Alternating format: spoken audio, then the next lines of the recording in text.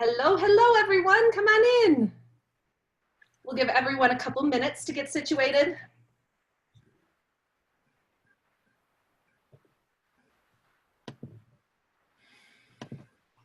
Awesome. Hello, everyone.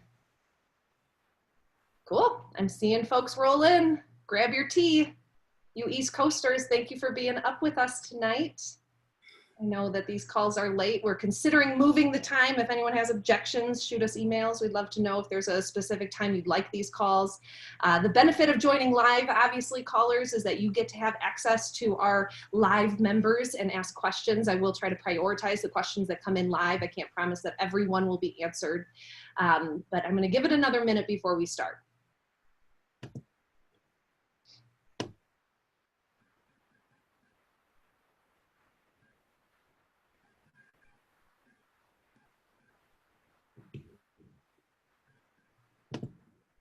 All right, it's 7:01 in Bozeman, Montana. I say we get started. Hi, everyone. I'm Maddie Roach. I'm XYPN's Director of Member Services. I was telling our wonderful members on the line today that this Wednesday night call is one of my favorite of the month. I've hosted this for over 4 years. XY has just celebrated its 5.5 year birthday recently, and mastermind groups have been a real focus of our growth and a lot of our members' successes. These calls that we host these every month as an opportunity to show some of you non-members what participating in the XYPN community is really like. You can read on our website, you can get some of our freemiums, you can see some of the emails that come through, but the benefit of attending a call like this is that you really get to hear organically a conversation take place between some of our enthusiastic members about their experiences using different programs, building their firms, doing things differently. Sometimes we talk about marketing, sometimes we talk about sales. Tonight we are talking about a topic that's near and dear to all of our hearts, and that is the use of a mastermind group and how it can elevate your business practice. We have 3 awesome members on the line tonight. As usual, we're going to go to the last minute of the hour. I was telling them earlier that these calls go by fast. Trust me, that really, really does. We cover a lot. There's no real structure to it other than me just kind of interviewing the members on the line tonight. But there's, of course, some reminders I want to give each of you. We're interested that if you end up joining XYPN tomorrow or next month or in 4 years or in 10 years, or maybe some of you may never actually end up joining XY, those of you that do, we always ask on the application if there was anyone that inspired you to join or helped you join. We're looking to hear if there was a particular member or group of members that was helpful in that decision. If this call was the reason that you decided to join XYPN, we want to know, and we want to give big thanks to our members as that happens. Also, I do want to mention next month's conversation. We're going to be talking about how to find that sweet spot of the fees.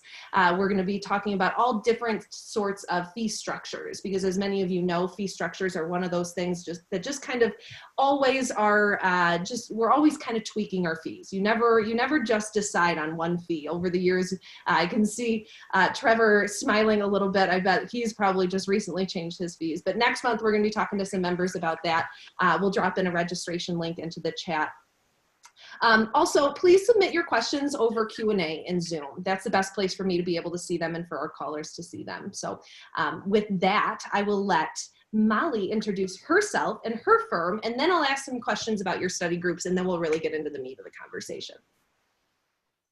Hi, everybody. My name is Molly Lauder. My firm is called Laughter Financial, which looks like my last name. I think you can see it on the screen. I joined XYPN in February of last year, so I'm coming up on year 1. I started my firm. I was approved in Texas in May. I'm in the Dallas area. I announced in June, so I'm still pretty brand new, but I'm already really active in study groups and very happy about it. Awesome. Awesome. Thank you for that intro. Trevor, how about you? Yeah, so my name's Trevor. I am in Indianapolis, or Fishers, just outside of Indianapolis, which is on the East Coast time zone. So I'm in late tonight, but yeah, I launched in February of 2017 or January of 2017, I think. So about 3 years in. Awesome. Cool. And Ryan, how about you? Ryan Stith. My firm is Pivot Point Wealth Planning, and Treavor and I are actually in the same study group. We both launched in January of 2017, so we're on our 3-year anniversary. We haven't picked a date night or anything to go out just yet. But we've got a big anniversary coming up. Yeah, you do. Congratulations on making it to year 3. Year 4, I should say. Thank you. Awesome. Molly, I'll let you start. Why don't you walk us through kind of your decision to start your firm? I always like to ask our members about that, just because a lot of folks on the line are likely thinking about going out on their own. What was that like for you? It was a long decision process for me. I came out of grad school in 2013 and worked for a financial planning firm, an RIA in Dallas. It's a big one. A little over 4 billion under management and 500 client families, so pretty high net worth. It was good, but it was stressful. And I think it was the idea of serving a lot of masters, a lot of bosses that had different ideas of how things should be run, but not really communicating that well. And so I just started looking into, I was really inspired by the founders who started the firm in '85 and kind of did what I'm doing now, which was from scratch. And so I started doing a lot of research, reading a lot of books. I came across the XYPN podcast. It certainly helped. The Kitsis, I guess he didn't have his podcast yet, but all the articles. I just remember taking so many notes, and kind of through listening to all the other people who had started firms that seemed a lot like me, it seemed like it could be realistic. I could actually do it. And I think, I don't want to sound too cheesy, but XYPN was a really big part of that for me, the podcast for sure. Oh, I'm so glad. Awesome. We always like to hear that the podcast is worth people's time. I know that they're hour-long listens, but often they're so full of good nuggets of wisdom. That's awesome, Molly. Treavor, what was your decision to break out on your own like? Yeah, so I had been working for about 2 years at a financial planning firm here in Indianapolis, and it was kind of something that would come up in the back of my mind just routinely, and it finally just got enough push to kind of go do it. The XYPN podcast was a big something that added fuel to the fire for sure for me as well. I kind of ran into you guys at a conference, NAPFA conference, I believe, and from learning about you guys there, and then started listening to the podcast, and just the more I learned about it, the more I thought about it, the more excited I became about it. And so eventually it just built up enough momentum that I made that walk into my boss's office and sat down with him and explained what I wanted to do. And, that was 3 years ago. So it's crazy that, we've been out this long. Yeah. Awesome. And Ryan, how about you? Yeah. See, I've been in the business for about, I guess this is year 11 for me. And so I came up under the old dinosaur model of, working for an insurance broker dealer for many years, and then just became disenchanted with the model, but didn't know anything existed until I came across a blog called Nerd's Eye View, and then learned about the fee-only model, and from there learned about XYPN and then the podcast. And after about 1.5 years of listening to those and taking notes, my wife finally said, "You've got to do something. You've got to go out. You can't do what you're doing anymore. You don't enjoy it." So after about 2 years of planning and doing what ifs, January 2017, opened my own firm. But Ryan, weren't you scared of doing it on your own? Absolutely terrified. Absolutely terrified. I mean, honestly, had she not, given me that kick, I wouldn't have done it. But, also having all the resources through XYPN and having, a launcher group set up to kind of see how other people are doing it and have feedback on what other people are doing and kind of validate those, terrifying feelings at the start was very, very helpful. Very helpful. And Treavor, were you concerned about not having colleagues when you were going to be building your firm? So I don't know if it's something that crossed my mind beforehand. It's something that has, since leaving, it's something that I really missed. And it is definitely, I'm sure we'll get into this, but it's one of the roles that I think the study group has fulfilled in that at least partially, in that you lose the relationships and stuff that you had with coworkers. Because I was at a really good firm and working with really great people, and I missed those relationships leaving. But some of that was replaced in the study group for sure. Something that I kind of realized after the fact, I think. But yeah, awesome. And Molly, it sounded like you had a great relationship with the folks you worked with. Were you concerned about not having people to bounce ideas off of?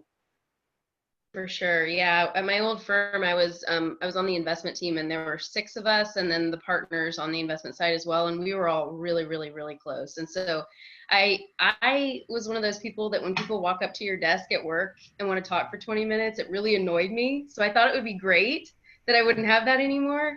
But it really does break up your day pretty well. So, I mean, study groups have been helpful. That I have a couple that are every week. And so therefore you have a planned time when people are going to walk up to your desk and talk to you for an hour, and then you can go back to your day. But yeah, I'm right there with Treavor that I thought I wouldn't bother me at all, but it is a little quiet on the frontier out here by yourself. Yes, absolutely. Especially during that first year. I mean, you're waiting for clients and new friends and new colleagues to show up. And Molly, did you know what a mastermind or a study group was before XYPN? Did you have an understanding and a concept of the role it could play?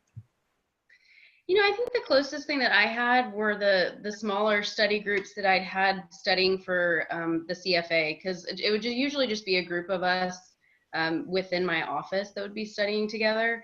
And we could just talk about certain things, but that was an actual literal study group where you're quiet a lot of the time. I understood the concept, but I had never been a part of one. Interesting. And Treavor, it sounded like you didn't know about a mastermind group till XYPN. Is that true? yeah, that's true. Yep. So it was kind of brand new to me, jumping into it, but glad I did. Yeah, for sure. And Ryan, how about you? Had you worked within a mastermind program before? Absolutely not. Never heard of it. Didn't have a clue what it was.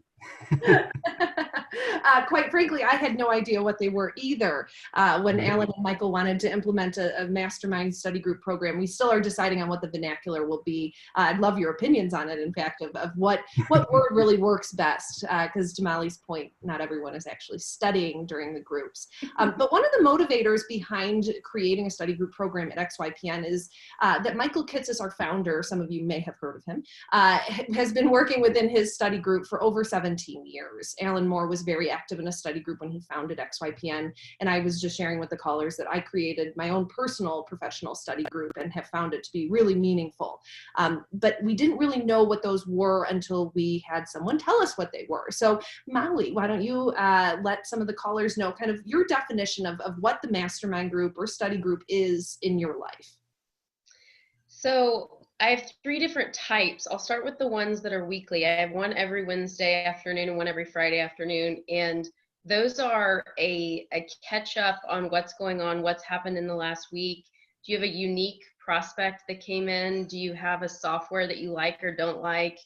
How is your marketing going? It can range through any of those topics. We started very rigid with, okay, let's each go around in a hot seat format and talk for 15 minutes of what's going on and get feedback. And we were really rigid at first, and now it's much more of a what's going on, everybody, and we fill the hour and a half. Each one is an hour and a half. We fill that so fast. It goes by really quickly. The other ones that I'm in are very topic focused, so student loans and life planning. So there are more people in those, and so you generally have to be a little bit more structured.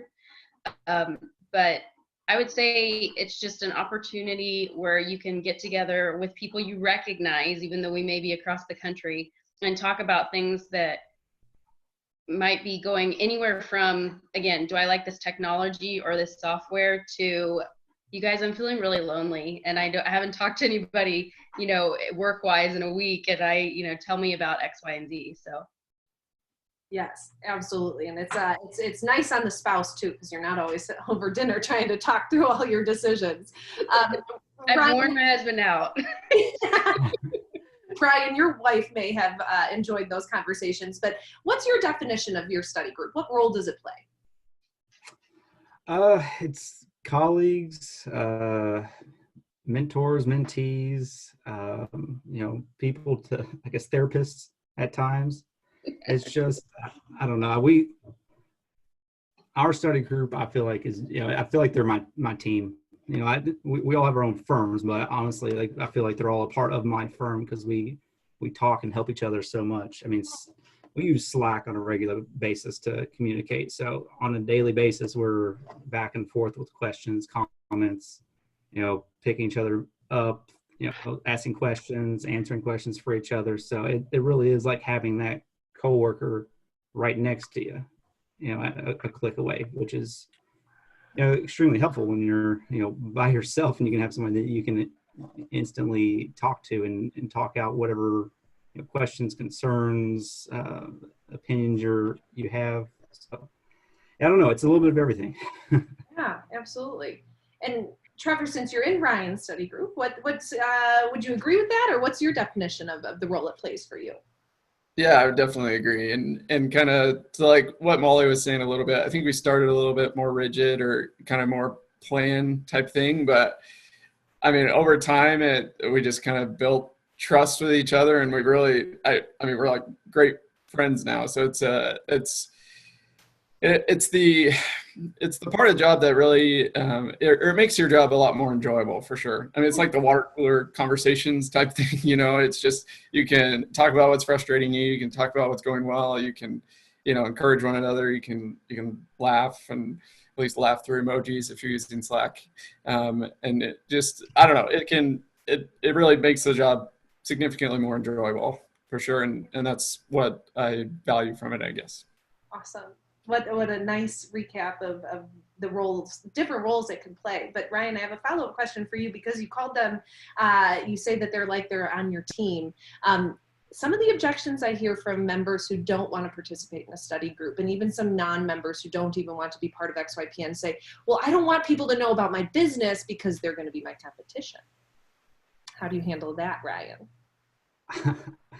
I don't feel like Treavor or Jeremy or any of them, or anybody in XYPN for that matter, is my competition. I feel like we're all making the pie bigger, helping each other, lifting each other up, rather than stealing a piece of pie from each other. So yeah, I don't know, they're only making me better. Right. That's called the abundance mentality. That's awesome. Right. There's a lot more people that need financial advice than there are financial advisors to give it, for sure. Beautiful. Molly, how about you? It's crazy, because in the Dallas community, I feel like it's super, super, super competitive. And that was what was one of the most refreshing things about this group as a whole. And then also my masterminds, like over the Christmas holiday, I talked to my dad, who's a physician, about another one of my study group members who wants to target physicians, and she's relatively new. And so I asked him all kinds of questions that would actually help her market to someone like my dad, and take him as a client or whatever it might be. So it's just, I completely agree that this community is the first community I've experienced in the financial services that is completely open to helping each other and listening to each other and offering guidance that potentially could take a client. I've got a call with a prospect that's in the area where a buddy of mine in my study group works in California. And so I've got this, like, I could send that person to him, but he's like, no, if you can get that client, take the client, so it's a really strange, but really good thing, in my opinion. Yeah, great. Treavor, what was your experience like getting into a study group? Yeah, so kind of how the process worked there. So the XY facilitated like a January launchers, or a bunch of people that were launching their firms all about the same time were in this group.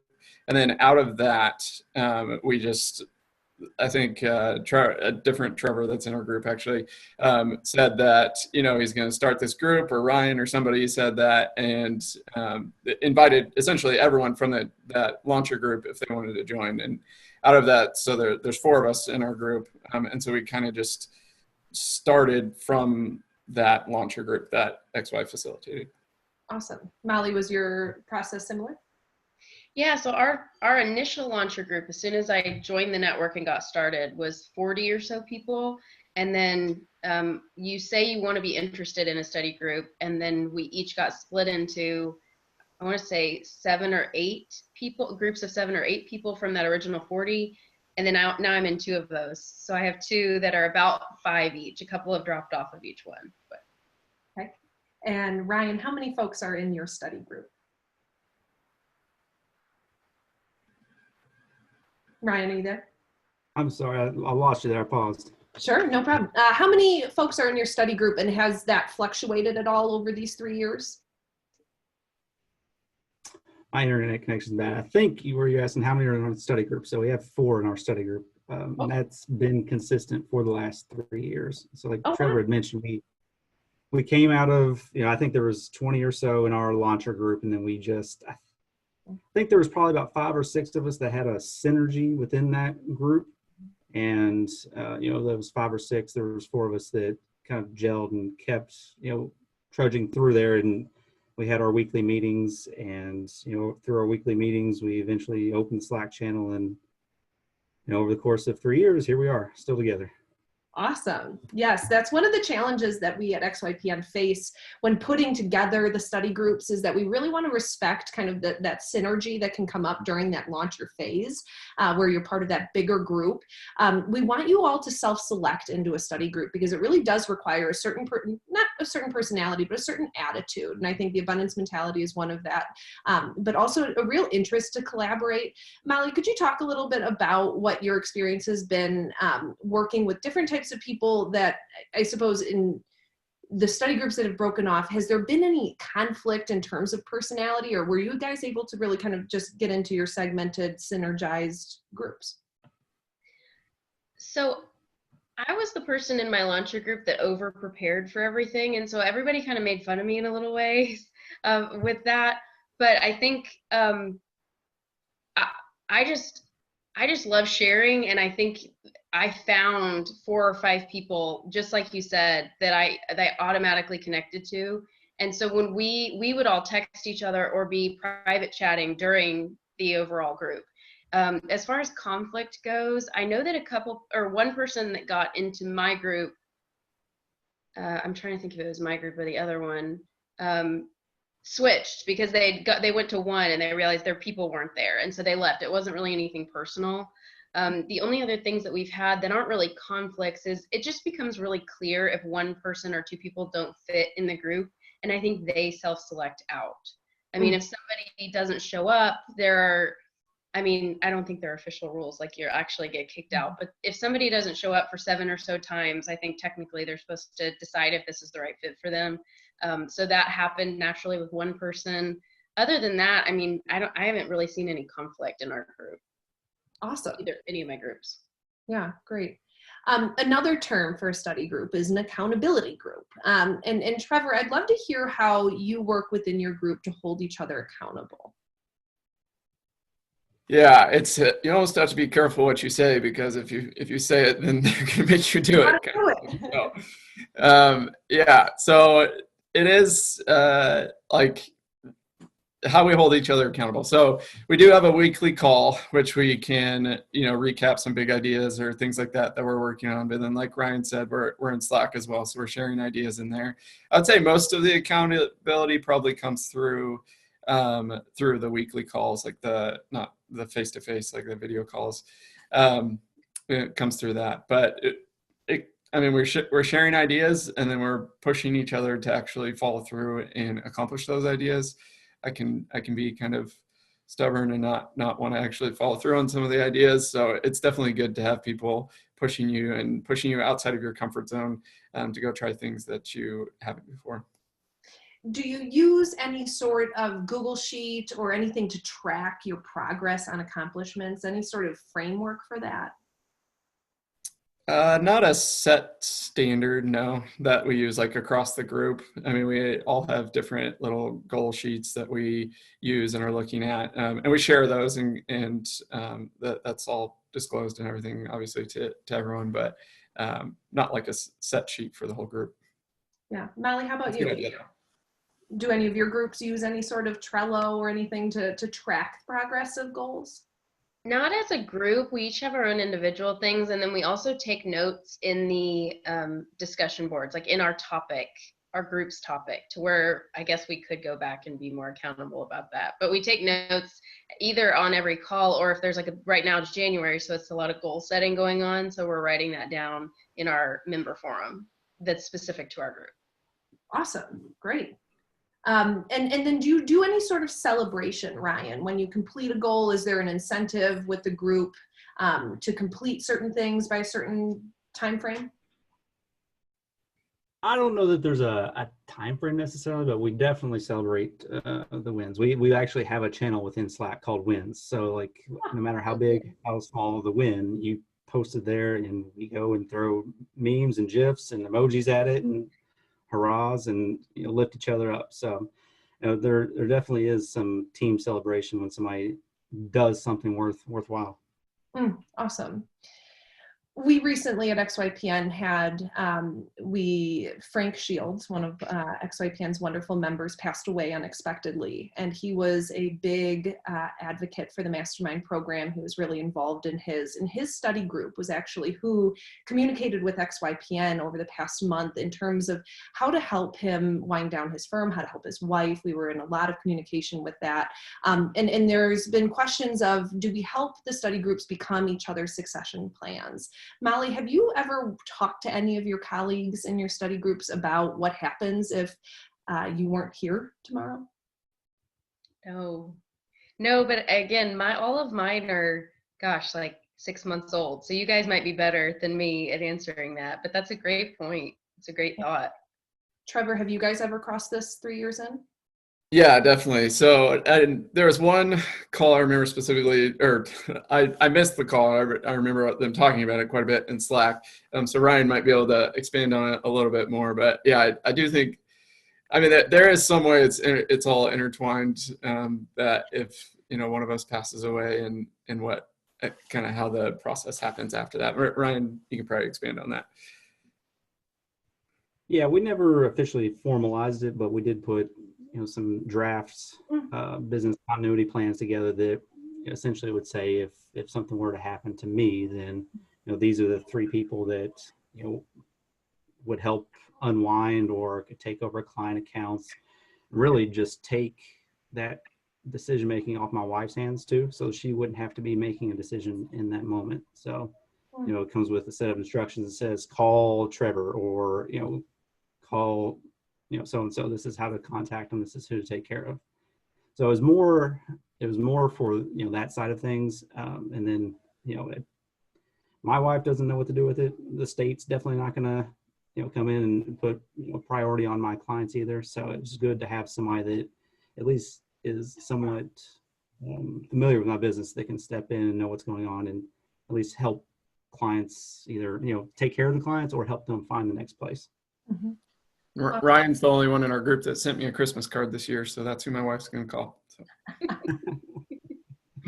That is one of the things that we talk a lot with members about, is the fact that study groups are there to celebrate your wins, but really there to also help mourn the losses of lost clients, lost family members. I know lots of our study group folks have life going on in the background, and these folks really do become your anchor for sanity. And really, I think, Molly, maybe you can speak to this just in your first year, how you've leaned on them in the hard times, because the first year is hard and life doesn't ever get any easier. But Molly, have you been able to create those relationships where it's kind of transcended just the professional and you're kind of leaning on folks for some mental support on being an entrepreneur in your first year?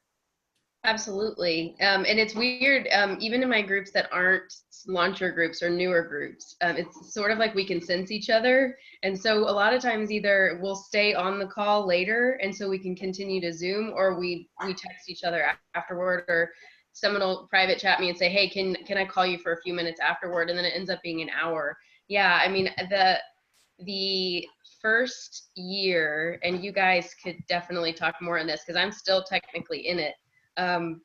You kind of think you know how everything's going to go, and then it turns out that it's not at all like you expected. And sometimes you'll hear from 3 people in 1 week, and sometimes you won't hear from a client or from a prospect for 6 weeks.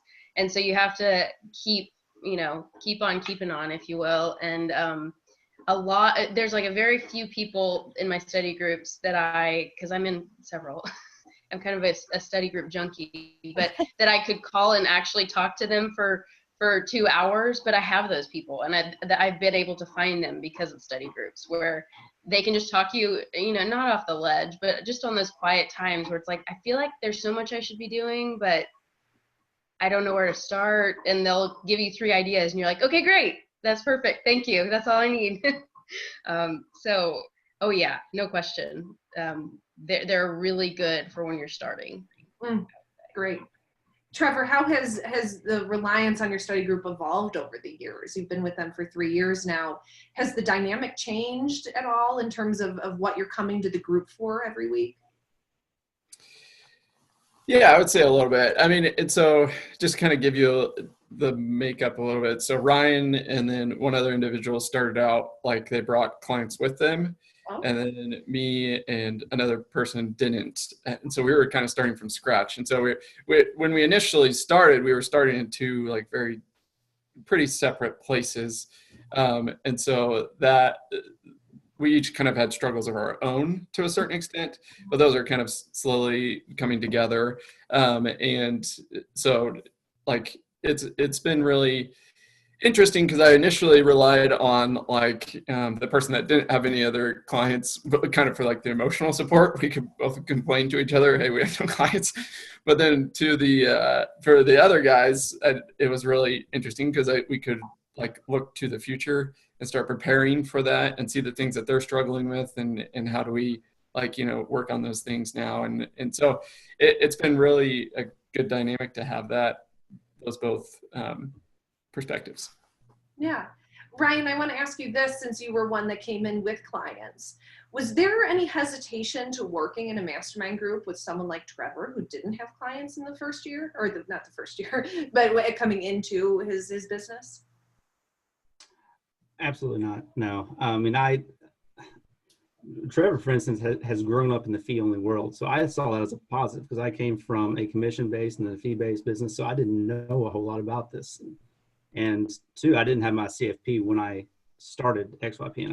I was working towards it at the time. So I entered a study group of 3 CFP. So it was great to have those 3 that have already been through the process, the learning process, and just, use their experience from that alone.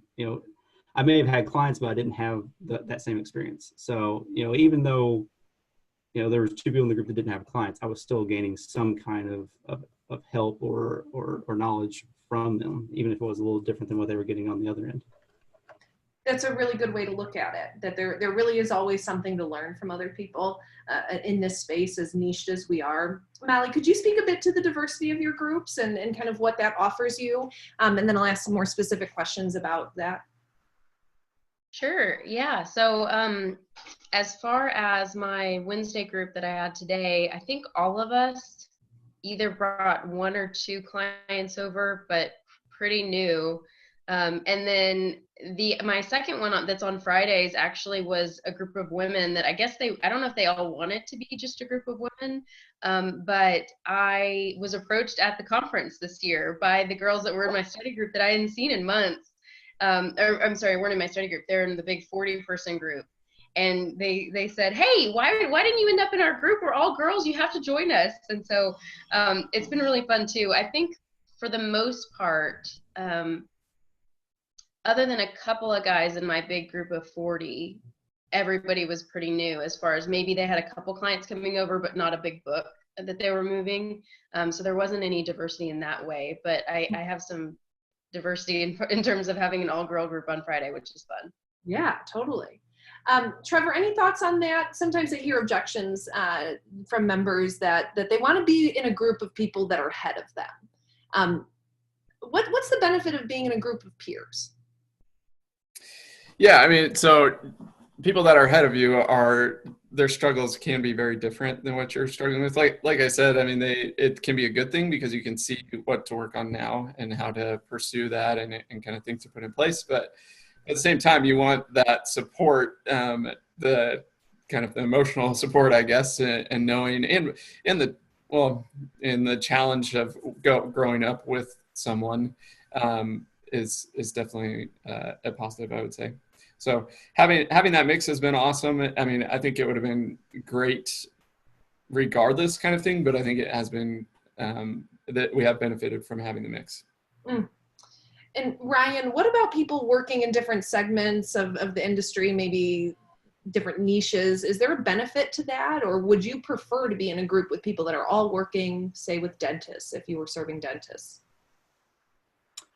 I mean, I can see, the pros and cons of both. I like having the different perspectives. That's important to me. Just somebody that's going to think about it and look at it from a different angle than I would. And I always worry about it. Am I considering all the options? Am I seeing the broader view? And that's, one impact of, our group, I think, is that, I post a question and, I'm going to get 3 different answers. And, it's all coming from 3 different experiences and 3 different viewpoints. So, I tend to lean towards having the different backgrounds, the different personalities, and the different, career paths, if you want to call it that, just from that angle. Yeah. Molly, given that folks kind of organically cling to one another as they form groups, did you ever face anyone that kind of derailed meetings or was not a fit for the group? Sometimes we deal with some personality clashes in terms of folks want to dominate the conversation. And is there how do you do it gracefully if there's something going astray within a group? Right. I hope I'm not the conversation dominator, but at this point, but there was one person in one of my groups that kind of came and bragged every week that the person showed up. They didn't show up every week, but when they did, it was, oh, things are great, and here are my goals. And they kind of blew all of our goals out of the water, which is great. I love goal setting and I love dreaming big. But you kind of got the sense of, are they even telling the truth? And we're all here kind of struggling, and you're kind of, so yes, there was that one person, but that's one of the people that just kind of fell off. Like, they just stopped coming because they probably thought we were all a bunch of losers or something. I don't know. But again, I think because you're talking about a lot of intimate things and a lot of very specific business things, if they're one of those people that know everything, they're just going to leave because they don't think that they're getting anything out of it. Or at least that's what happened with me. Mm-hmm. Self-select out. Treavor, Ryan, it sounds like you haven't had much conflict in your group. Any advice on, if there was, how to do it gracefully, how to have that conversation? I don't know. I haven't experienced it. I don't know, but I tend to think it's kind of like the clients as well. They will self-select out. Things will wash out. But I mean, I think you would have to have at a point, if it became that disruptive that it starts to hinder the progress of the group, then yeah, I don't know. I think it'd have to be a group decision, group plan. But thankfully we haven't had that yet, unless Treavor gets out of line this year. Yeah. Yeah. Treavor, talk to us about how your group has evolved from just being a virtual study group, and I'd love to know, is it all on video, to how do you take it offline? How do you keep it going during the week? Yep. So the weekly calls are video, so just every Monday morning. And then offline we do Slack, which Slack honestly is a huge, I don't know if we'd still be having the group, or if it'd still be as effective if we didn't have that ongoing communication going. And so that is huge. And Molly, I'd be interested if you guys have something set up, but that is huge. That's what we do throughout the week. And then as far as in person, actually, we've the last 2 XY lives, so the XYPN conferences, we've got a house together and stayed in house, which has been awesome. And like I said, they're friends now at this point. And so it's been a lot of fun to see them in person and have that time together. Awesome. Molly, did you meet your study group down at XYPN Live this? I met a couple, and I was really excited. I was hoping everybody would come because I you know, on these chats, you see people from here up, you know, and so you don't get to, so I'm pretty short. And so I'm like, you guys, when you see me, I'm going to be shorter than you think. And I want to know who's really tall and all that kind of stuff. And I got to meet a couple, and it's just so much fun to see the humans, because we're such a virtual, you know, a lot of us are virtual advisors at this point. So it's fun to interact with those people. And I can't wait. I mean, the few of us that went, because it was our first one, spoke so highly of it that everybody signed up. So I'm going to get to meet everybody this year, and I'm excited. Oh, awesome. And Molly, how does your group stay in touch, or your groups stay in touch after the meeting ends? And is there an expectation that you are participating during the week? You know, the Friday one that I have is a lot more communicative via text than the other one, but I haven't brought up or thought of Slack yet. That's a great idea. Because it's usually, you know, if you have something that you know somebody else in your study group has done, then I'll just text that person real quick and they can tell me their experience, or we can jump on a call or jump on a Zoom call. I've got, I started my career more on the operations side and then moved to the investment side. And so I know custodians pretty well. So I've got a few people that reach out to me about questions that I typically say what everybody taught me at the beginning, which is call the custodian and ask them. But so we'll jump on a call and share a screen real quick if we need to, because that's just something I've done before, so I can navigate it pretty easily. Great, awesome. I'm interested, we hear sometimes that study groups, once they kind of get into the rhythm of it, start bringing in guest speakers or outside parties to kind of complement the group, spice it up, get some expert opinions in there. Trevor, have you ever done that with your group? Yeah, we've done it a few times. Ryan, you might have to remind me of who all was come on. We had Alan from XY came on to a study group one time. I don't know. We definitely had other XY members, people that we had either heard on the podcast and just wanted to get additional insight from them. I think Sean Tedlaska or something, like, I think his last name. He was on there. I'm not going to remember all of them, but yes, we've had several other advisors and just miscellaneous people that have hopped on. Yeah. Ryan, what's that been like to have outside speakers at your meetings? It's been good. I mean, again, it goes back to the, seeing people with different perspectives, but also I think ours have tended to be somebody that's even further down the road than we are. So we can kind of see where the needle is and give ourselves a bar to, either set a bar or see what, kind of issues or struggles they've gone through and kind of work through those, a year or 2 years, 3 years ahead of time. So Yeah. it's been helpful. And Trevor's been our main guest host. I think there was about a year stretch there where we had a guest about once a month, I would say, which is good because, we do have our weekly meetings where sometimes we don't have a great agenda for the week. So we may just, catch up for an hour. So when we get into those kind of ruts, it's good to, break it up with a guest host too, so that we can bring in an outside view, have another reason to kind of regroup and be more structured with our time on those calls too. Awesome. You mentioned an agenda. Molly, do any of your groups have an agenda before the meeting? And if so, what kind of prep work is required to show up to a meeting? The only one that has more of an agenda focus and also has had a lot of guest speakers is my student loan group, I think, because that's just becoming a really popular topic. We have our topic for until I think July already picked out. We've got speakers that spoke at, I did a pre-con on student loans before the conference this past year, and we've already had Heather Jarvis. We're going to have Jance Hoffman later in the year, and so that group is really on top of it. I'm loving the idea of having people that are further along come speak to my newer study groups. I'm writing that down. You can't see it in the screen, but I'm writing that down that's a great idea. But as far as agendas go, we do usually, on the student loan one, we all actually came there to learn about a really intricate topic.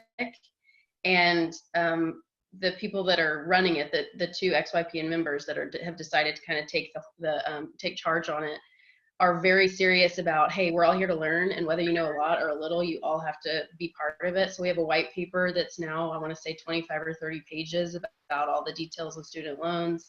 And we have deadlines as far as when people need to update their stuff. We did meet at the conference. So that one is really on top of it, which I think, especially for those specific topic areas, is needed and really appreciated, at least from my perspective. Love it. Treavor, what kind of documents have you guys shared within your group? I mean, are you sharing deliverables? Are you screen sharing what your workflows are and wealth blocks and things like that? How much transparency do you have into each other's tangible work deliverables? Yeah, 100%. I mean, yeah, definitely. So we'll share anything and everything, goes back and forth, or at least I'm assuming that's the way I am. And I think everybody else is that way too. So, yeah, I mean, my one-page financial plan came from very, very closely came from another advisor in our group. That my like prospect one-page thing came from someone else in our group. Yeah, I mean, everything goes back and forth, and we share it over Slack or just, sharing it through Google Drive. Awesome. Ryan, what have you been able to absorb from the group in terms of deliverables? Anything especially helpful to you that you've gotten through the group? Yeah, at this point, I don't know that my business even has a touch of my own my own hand. It's just a mix and match of it's a Frankenstein of the entire study group at this point. Wow. So we've all had an impact on each other, and I think there's definitely certain areas that each of us has. I don't know if expertise is the right word, but it is our kind of area. And so it's been helpful for from a systems standpoint, automation standpoint. One of our study group members, I think, on the whole, if you were to strip our businesses down to the bare bones, they would all look the same. The skin's different, but the bones are the same. Molly, kind of changes topic a bit. You're a part of 3 study groups, like you've said. That's 3 hours a week, possibly 4 study groups. I love it. Okay, why? What's motivated you to do it? I really am genuinely interested, because it's hard enough getting folks to see the value just for 1, but you see it enough for 4. Talk to us about that. Yeah, so I think the 2 that meet weekly, that started from my 40-person launcher group, is just accountability and coworkers, and just catching up with people that now you've become kind of close to. The student loan one only meets once a month, and so it doesn't feel, and it's right at an hour, so it doesn't feel like a huge commitment. Although there are things that you're doing on the outside, to make sure you're hitting deadlines and things, but not too much work to do there. And then the life planning one is new. It just started for me. There might be other ones, but it's Monday mornings every other week. And so I think it was going to be more often than that, but we decided that we would do a guest speaker or a learning one once, and then 2 weeks from then do a general discussion. So anybody that wanted to come, it's sort of required to come when there's a speaker. And then, so I just find the topics really, so the 2 smaller ones are, I just really like the people and I want to hear about how they're growing their business. The other 2 are so topic focused and something that I've either started to implement or I want to continue to implement in my business going forward. And so I think that I don't think of those as, oh gosh, I have to do another one of these and it's taking up too much time. It's a learning opportunity and a huge resource for 2 topics or 2 things that are important to my business. Awesome. And we've seen a lot of success with the topic-based study groups, and that is where you do see some diversity and experience and background and firm stats and things like that. Molly, I'm interested, do you ever talk to your clients about how you're involved in a mastermind group and how that's of value to them? I haven't talked to them about creating their own, but I do talk about my groups all the time. Oh, you do? I probably shouldn't, but yeah, I talk to a lot of my clients about how great it is to have, it's like a step above networking, in my opinion, because it's just an accountability and a way to connect with people that are on the same wavelength as you. And so I refer to them almost like a colleague or a coworker. But I haven't talked to my clients actually about starting them. That's a great idea.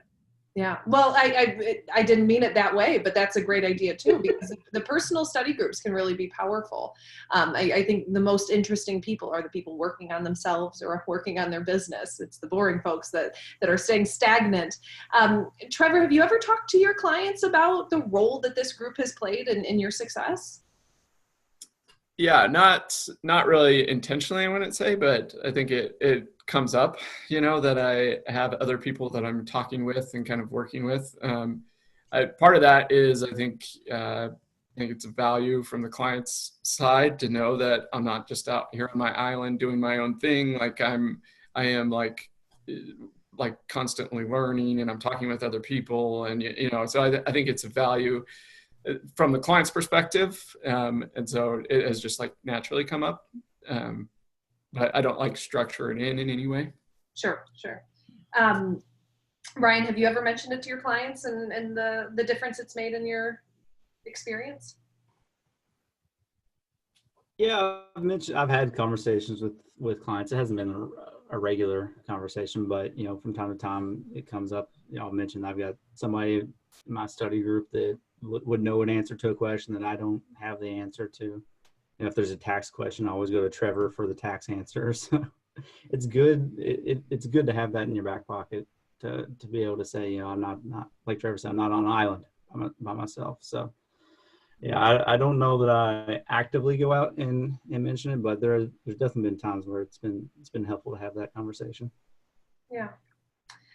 Molly, I don't know if anyone on this call has had this issue before, or has considered it, but sometimes we see study groups just kind of fizzle out, just that it comes to a natural end. Have you experienced that, Molly, or do you suspect any of the groups that you're part of may just at some point just say, let's nix it? Not yet, but I actually, because the one on Friday, all of them are on the West Coast and I'm in Central Time. And so it's from 2 to 3:30 for me on Friday, which for a while there, I tried to quit, but I can't quit. I came back after a week or two. So I really kind of said, I'll try to pop in, guys, but this is just a really hard time for me. I kind of want to be winding down my week at that point, and it's not. But then they kept the group text together, and so I missed everybody, and I came back. I do wonder about the launcher ones once we all start figuring out where we land and maybe going in different directions, if it might. But looking at Ryan and Treavor, maybe not. Yeah, you might be 4 years into a group. To look forward to, yeah. Treavor, one of the things that we do at XYPN is we practice the entrepreneurial operating system. Some of you might have heard Alan talk about it, especially on the podcast, but one of the biggest things that we do is on the weekly basis, we track KPIs on a scorecard. And the concept is, if you're on a stranded island, what are the 10 stats about your firm you need to know if it's healthy or not? Alan was actually just on an island for his sabbatical, and he came back to review his scorecard. Do you do any sort of scorecard work or anything like that with each other, where you're seeing number of clients, close rates, length of relationship, amount that you're pulling in, profit, all that good stuff?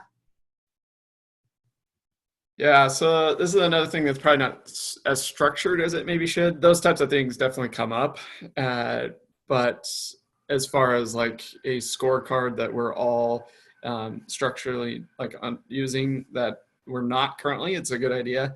Something we should maybe put into place, but right now we don't. Yeah. Okay. Molly, how about you? I actually shared, I maneuvered Sean Tedlaska's KPI spreadsheet for my own liking, and tried that last year, and it was just too new and kind of quiet, so it got depressing, so I didn't stick with it. But I reworked it for this year, and actually shared my screen with one of my groups, and they asked if I could send mine to them, and so I did. I shared it, but I think probably, I don't know that they'll all use it, but I think that it's something that we'll pay a lot more attention to this year, since this will be all of our first full year in business. Awesome. Cool. Ryan, outside of getting together at XYPN Live, has your group talked at all about doing offsite retreats or anything where you're in person and you're strategizing? We haven't had any conversations about offsite retreats. I think we've had a couple like informal meetups if we just happen to be in the same towns, but no, we've all got our families, and I think at this point, just an extra meeting, I don't know that we would get a ton from it, just because it feels like we're talking on a daily basis, like we are there together. I mean, that may be something if we don't make it to, you know, an XYPN Live where we do schedule an offsite, but I think that's been our proxy for the offsite, is that you go to XYPN Live and, you know, be together in the same house for, you know, 3 or 4 days. So it's worked so far. Cool. So cool. Molly, how about you? Well, I did see one of my study group members at XYPN Build in Dallas back in November, which was really fun. But no, nothing specifically planned. I think, again, my West Coast group on Fridays, they're all pretty close to each other. So I think they've planned to go to the local meetups there with the XYPN group, but nothing yet other than the conference coming up in October. Awesome. Treavor, have you done any research on running a study group, an effective mastermind group, any books or articles that you read that were particularly helpful? You may not have done any. I have not. I'm sorry, I'm not going to be much help in that one. No. I'm asking selfishly too, because I'd love if there was a book about how to run a successful mastermind program. Ryan, have you read anything about collaboration and how it leads to success, anything like that? No, my only resources for mastermind groups came from the XYPN forums. And so, we tried several things that were mentioned from people who had done it before us. And, I think in the early stages, we went through more, rigid agenda setting and tried different, styles where we gave one person the hot seat for a meeting and that rotated. And, through that process, we realized what worked, what didn't work, and kind of fell on our own style, I guess. But as far as like resources that I read, I don't think I came across anything other than XYPN forums and then just good old trial and error. Yeah, trial and error. And really hearing from you both about your experience doing this for 3 years in a row really shines some light on my experience working with members in study groups. That it really does. I mean, you guys should trust your instincts and trust your intuition that this is the rhythm that's working for us this season. And if next season we're all ready to get buttoned up and spreadsheeted and all that stuff, then you do it then. Molly, have you done any research into mastermind groups outside of what XY has offered? No, I haven't, but I think something that has been helpful to me is it's really easy to reach out to your MES, or is it member engagement specialist with XY, if you feel like you're missing something, like if you think, this person in our group maybe isn't fitting quite right, can we find them something else? Or I think if I felt like it was really strange. A guy that was in my original study group on Wednesdays had dropped off. And so he had been gone for 2 or 3 months with a family matter. And we were all still meeting. And so he had actually reached out to his MES the same day that I happened to text him and just check in. It was really weird, but the timing worked out. But he was feeling really lonely and out by himself. And I happened to just think of him because we hadn't talked to him in such a long time, and he was able to come right back. So you're never, I haven't done outside research on why they're important, but I wanted to mention, since we're getting close to time, that it's really easy to reconnect and find a group that are like you if you feel like you're alone out there. Yeah. Oh, I'm so glad you said that. I was actually on the call with that member, and it was, he almost wondered if we had said something, but it really was just a coincidence. But Molly, thank you for that kind of proactive nature that it sometimes takes folks like Ryan and Treavor and Molly to keep a group sticky. And I tried to help every group know that taking initiative in this particular initiative is extra important, because it can motivate that person that maybe they maybe aren't having their best season, or may need just a little bit leg up on support. folks, I did promise you all that this call was going to go by fast. And if I didn't look at the clock, I would have not thought it was at the end of the hour. Before I ask my last question, I do want to make sure that we cover a couple things. I really want all of our callers and listeners today to fill out the survey and let us know if tonight's call was helpful to you, if our calls in general are helpful to you. And then, of course, to remind you to come on back next month to talk about fees with some other members. And then, of course, let us know if Molly or Treavor or Ryan were the reason that you joined XYPN. But because I selfishly want to know, I will ask one more question. Ryan, I'll start with you. What's the one thing you couldn't have done without your study group over the past 3 years? Survived the first 3 years. I don't know. I mean, from a sanity standpoint, I honestly struggle with imposter syndrome like on a daily basis, and just having that study group has been a lifesaver from that standpoint. You know, one, just knowing that I'm not alone. We're all dealing with it in some capacity. And, you know, two, we get through it, and, you know, there's somebody to lift me up when I need it, or to share my wins when I do have them. So, I mean, it's honestly been crucial. I didn't know what a study group was before I started, but now I can't imagine going through the first 3 years without, you know, having them right by my side. Oh, I love that. I'm so glad that your group has been as successful as it has been. Treavor, how about you? Yeah, I'd second what Ryan said. One thing that they definitely pushed me in, though, for sure, was a weekly email sending out to clients and prospects.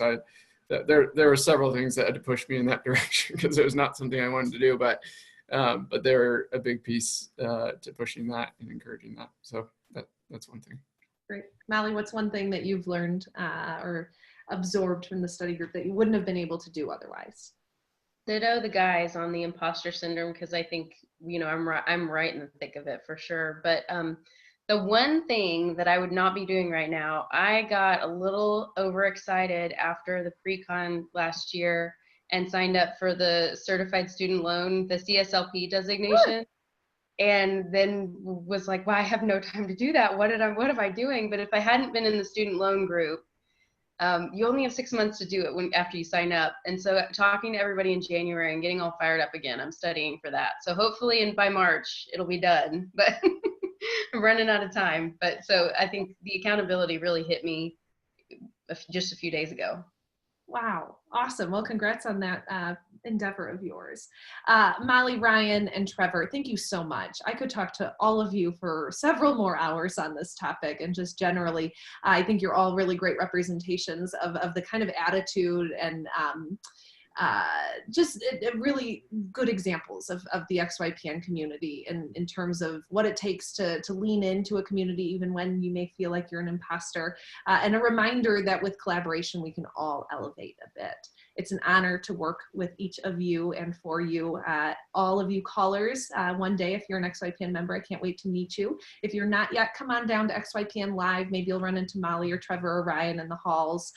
Don't forget to drop a line to any of them about any questions you have after this call. And I hope to see all of you next month on this webinar. And until then, be safe, enjoy the winter, and thank you all, Molly, Ryan, and Treavor. Have a good one. Thanks, Maddie. Thank you.